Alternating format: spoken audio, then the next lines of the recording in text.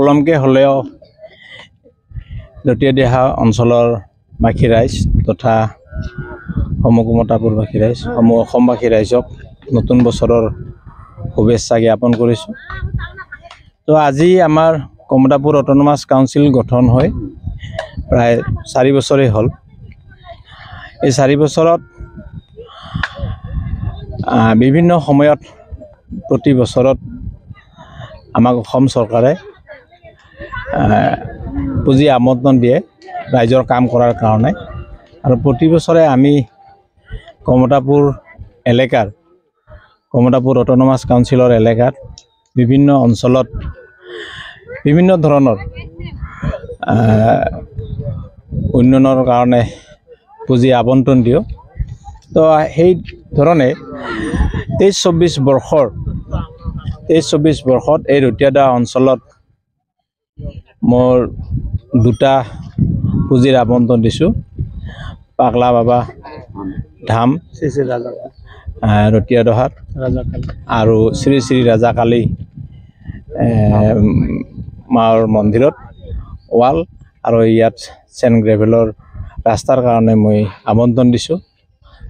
তো এই অঞ্চলবাসী ৰাইজক মোৰ সদায় এটা আন্তৰিক ভাৱ আছে আৰু মোৰ প্ৰতিও তেওঁলোকৰ এটা আন্তৰিকতা ভাৱ আছে।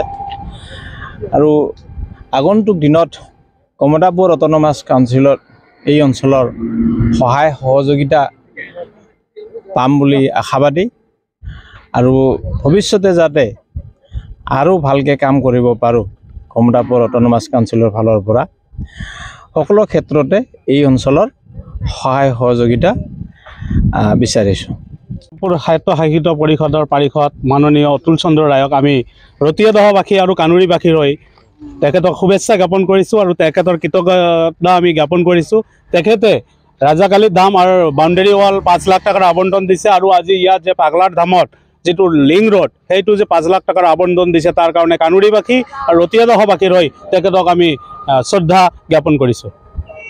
আমি জানো অতুল চন্দ্ৰ ৰায়ে পাৰিষদজন যিজন কমতাপুৰ সাহিত্য পৰিষদ গঠন হোৱাৰেই পৰা যি ধৰণে ধুবুৰী জিলাত তেখেত বঙাইগাঁৱৰ মানুহ, কিন্তু ধুবুৰী জিলাত বিশেষকৈ গোলগঞ্জত যিখিনি আবণ্টন দি আছে বছৰে বছৰে, অনাগত দিনত তেখেতসকলৰ যদি অসম চৰকাৰে যদি আবণ্টনটো বেছিকৈ দিব লাগে আৰু তেখেতসকলেও জাতি ধৰ্ম বৰ্ণ নিৰ্বিশেষে যেনেদৰে কাম কৰি আছে, তেখেতসকলৰ আমি বিভিন্ন জাতি জনগোষ্ঠীৰ মানুহে অতুল চন্দ্ৰ ৰায়ক লৈ মানে কৃতজ্ঞতা স্বীকাৰ কৰিছে।